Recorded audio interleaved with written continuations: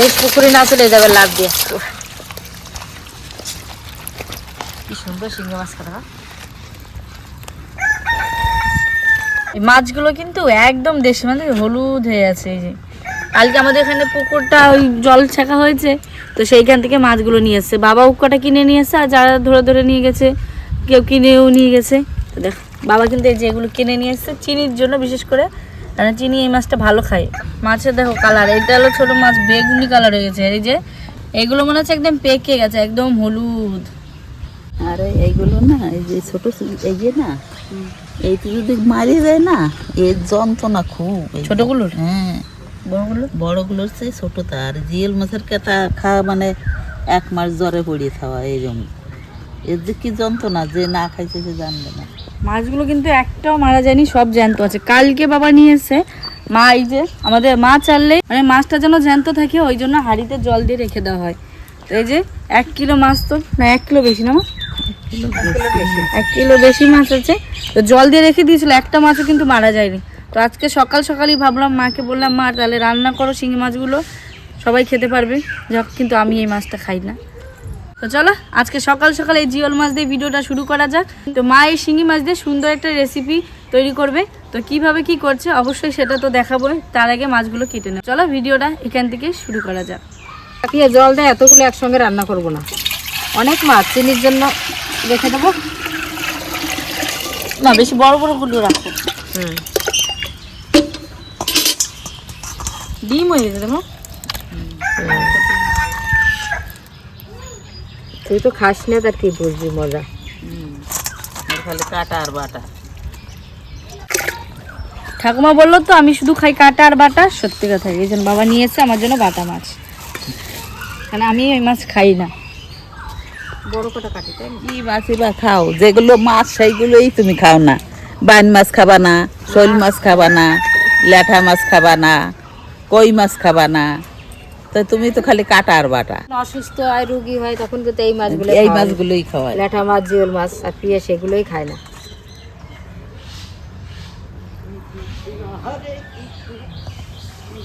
তো প্রথমে বাটা মাছগুলো কেটে নিই, তারপরে জিওল মাছগুলো কেটে নেবো।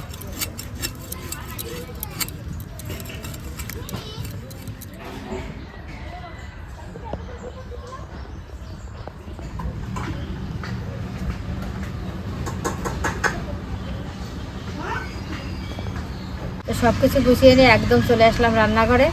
তা পিয়া তো বলেছিল মা যে কি রান্না করে খাওয়াবে, তাই এই যে হলো মাটির আলু, আমাদের বাড়ির আলু, আর এই যে দেশি শিঙি মাছ, এই দিয়ে আজকে রান্না করব। এইগুলো কিন্তু এই আলুর সঙ্গে এই মাছটাই খাটে, খেতে কিন্তু খুব সুন্দরই লাগে। এই যে আলুটা যে তুলেছে আমাদের, এই আলুর যে মুখটা থাকে, এই মুখটা আবার এখন লাগিয়ে দেবে, আবার গিয়ে 1 বছর পরে গিয়ে আলুটা তুলবে, মানে শীতের সিজনে তোলা যাবে। আলুগুলো কিন্তু 10 কিলো 15 কিলো কোনো নির্দিষ্ট নেই, 25 কিলো 30 কিলো হয় এক একটা আলু। সেদিনকে যে বাবা একটা আলু উঠালো, এটা কত বড় বড়। যদি 2 বছর রাখা যায় তাহলে আর বেশি হবে, বড় হবে। আমরা বছরে বছরে তুলে ফেলি, মানে আমরা গোড়ায় যেটুকু থাকে ওটুকু নষ্ট হয়ে যায়। ওইটা ছিল পট আলু না? কোনটা? সেই সেদিনকে যে উঠালাম যেটা। আলুর অনেক রকম আছে। হ্যাঁ, ওই পাট আলু আছে, ঝাড় আলু আছে। ঝাড় আলু না, এই উপরে ওঠে, শুধু ওই ইটুক খাওয়া যায়, মোথাটা খাওয়া যায় না, গলে না ওগুলো। ওই জন্য ওই জাত আমি লাগাই না। সবচাইতে এই বাস আলুটা খেতে স্বাদ বেশি, কিন্তু অনেকটা খুঁড়তে হয়। না, আর একটা যে পট আলু মানে চারিদিকে ছড়ায় না? ওই যে ডাল আলু। পট আলু হচ্ছে পটের মতো চারি সাইডে ছড়িয়ে যাবে, আর বাঁশ আলু হচ্ছে তলায় চলে যাবে একদম, মানে খুঁজতে প্রচুর কষ্ট। 1.5 মানুষ খুঁজতে এরকম হয়ে যায়, 1 মানুষ তো খুঁজতেই হয়। মানে একদম চিকুন করে মাটির তলায় চলে যায় আলুগুলো। একেবারে সরু না, এর মোটা হয়। মোটাও হয় যতদিন। ঘট আলু হয় না, ঘট আলু। ঘট কচু হয়, ঘট আলু হয় না। ঘট কচু তো আড়াই গেছে দেখতে, না আমাদের এদিকে দেখা যায় না, ওই ঘট কচুটা আছে ঘটের মতো। কোনো জায়গা আনে দেখি না। তোরা সবজিগুলো কেটে নে, আর আমি ওইদিকে 1 রাশ মাছ অল্প অল্প করে ভেজে নিই সব। তো সবজিগুলো কেটে দে। তো এতগুলো মাছ ভাজতে তো টাইম লাগবে, তত সময় সবজি কাটা হয়ে যাবে। তা আলুটা কেটে নি। বলো তো কি কালার? লাল। বেগুনি। আচ্ছা, এটাও তো সেই পট আলুর মতো নিবে, বেগুনি কালার। আলু তো আলুই, নাম আলাদা আলাদা, আলাদা ডিজাইন।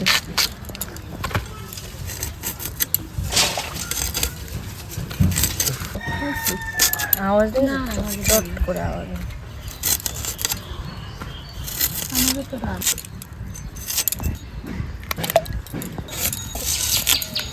স্লিপ করে কেটে যায়, লালটে লালটে আছে, এমনি কেটে যাচ্ছে মানে সুদার সাথে সাথে। আর এই আলুর বীজগুলো আমরা পুড়িয়ে খেয়েছি অনেক।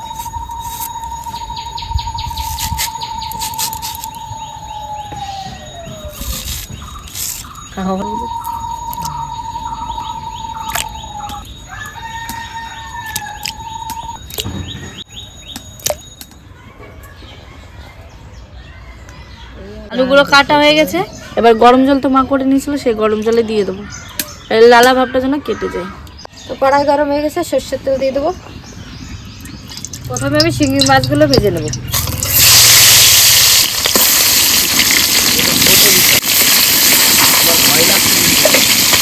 এটাকে দিয়ে দাও, নাহলে ভয় লাগছে কিন্তু বলবে।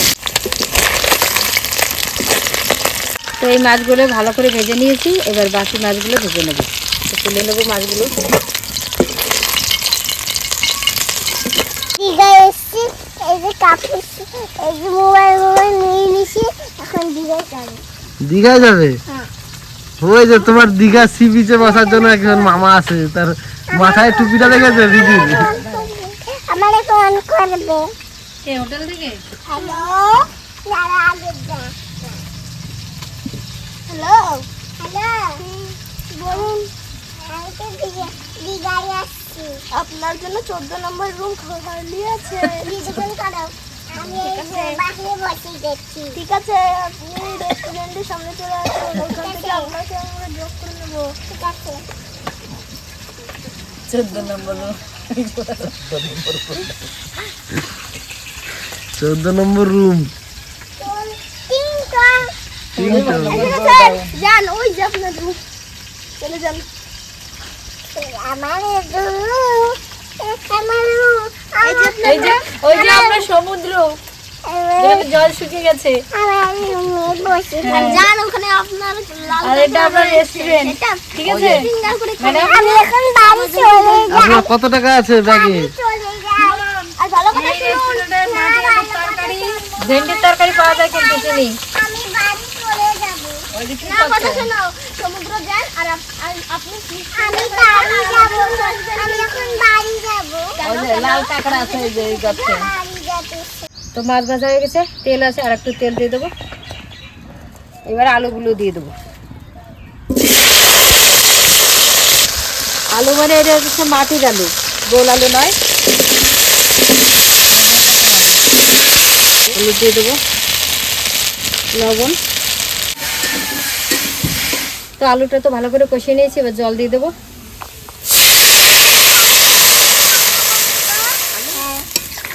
এই আলুটা একটু জল বেশি লাগবে, কিন্তু গলতে একটু টাইম লাগবে আর জলটা টেনে যায়। দিয়ে দেবো কাঁচা লঙ্কা বাটা। আর আলুটা কেমন গলেছে আপনাদের দেখাই। তো মাছগুলো দিয়ে দেবো এবার। ফোড়নের জন্য নামিয়ে নেব। তো এবার শুকনো কলাই একটু মশলা ভেজে নেবো, কটা ধনিয়া, দুটো শুকনো লঙ্কা, এইবার কটা জিরেও দিয়ে দেবো। ধনিয়াটা একটু ভেজে নিয়েছি, একদম পাটার পর নামিয়ে নেব। এবার ফোড়নের জন্য তেল দিয়ে দিচ্ছি, তেজপাতা, গোটা জিরে। তো এবার ফোড়নটা দিয়ে দেবো।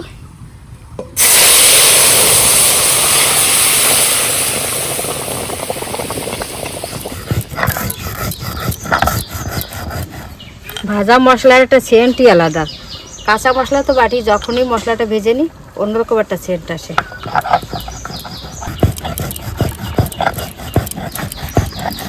আলুটা কি সুন্দর সিদ্ধ হয়েছে দেখুন, একদম এই যে বলে যাচ্ছে। তরকারিটা হয়ে গেছে, এবার ভেজে রাখা মশলাটা দিয়ে দেবো।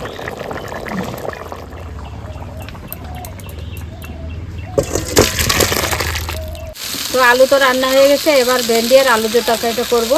আলুটা প্রথমে ভেজে নিচ্ছি।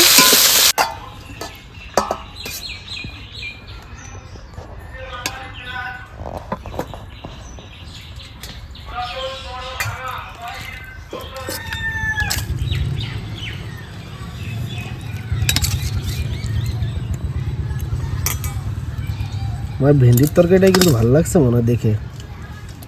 আর খেয়ে দেখো। হ্যাঁ, কারণ আমার ভেন্ডির তরকারিটা বেশি কালারফুল লাগছে। ওই আলুটা একটু লাল লাল না, তরকারিটা অতটা কালার আসবে না।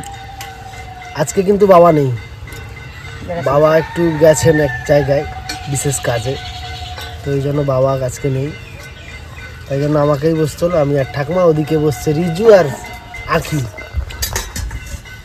আর আপনাদের চিনি বুড়ি পড়তে বসছেন। তাই ওনাকে আর ডিস্টার্ব করা হয়নি, কারণ এখন ডাকলেই উনি তাহলে পড়াশোনা সব বন্ধ।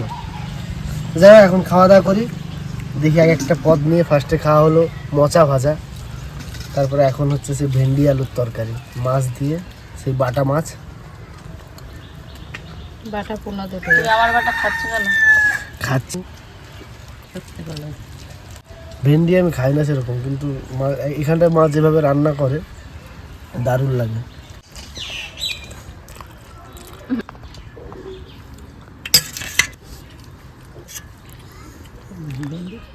একদম গলে, মানে কি আর বলবো, পুরো এঁচোড়ের মতো লাগছে। হ্যাঁ, এটা একটু আঁশ আছে। এরম হয়েছে কেন কদে? কেন? আলুটা কাঁচা হয়ে গেছে, আলুটা উঠোতে আরো আগে, আজ উঠে কাল উঠে করে তার তোলা হয় নাই, মানে মাটি থেকে ওঠানো একটু দেরি হয়ে গেছে, তাই তো? ভালোই দেরি করে। মানে বৃষ্টিটা শুরু হয়ে গেলে টাইম মতো না তুললে আলুটা আবার গাছটা কাঁচা হয়ে যায়। কাঁচা হয়ে যায়, মানে বৃষ্টির জল পড়লে আবার তো যাই হোক, এর আগের বার যে আলুটা তুলেছিল না বাবা, বিশাল গুলো ছিল, সুন্দর লেগেছিল খেতে।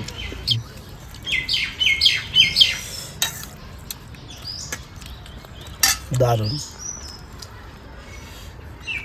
এই মাছকে মিস করবে যে, সে সব কিছুই মিস করবে। যেরকম চিনির মাম্মা, মানে যে পেছনে ক্যামেরাম্যান বসে আছে আমাদের, ওই মাছ খায় না, ওর মানে ওর কোনো মাছই খাওয়া উচিত নয়। দিদিও খায় না, মানে পূজা দিদিও খায় না। দুই বলে দামে মাছ পছন্দ করে না, আমরা গরিব লোক। দারুণ হয়েছে। আর এইসব মাছ, এই জ্যান্ত মাছে এইসব রান্না করলে বিশাল টেস্ট হয়, কেন এগুলোতে ইউনিক রান্না সেরকম কিছু হয় না, হয় আবার বেশি পেঁয়াজ টমেটো দিয়ে করা যায় মশলাপাতি দিয়ে, তবে সেরকম টেস্ট আসবে না। কিন্তু এইসব রান্নার একটা আলাদা টেস্ট। এগুলো আগেকার দিনের রান্না, এই যে মাটি আলু বা কচু, এইগুলো দিয়ে জ্যান্ত মাছ রান্না করলে আলাদা রকম টেস্ট, তাই তো ঠাকুমা? এই মোটা মোটা যে জিয়ালগুলো, এই জিয়ালগুলো বাফা খেলেও খুব ভালো লাগে, পাতায় বাজলেও ভালো লাগে। এই জিয়াল মাছ যেভাবে রান্না করো,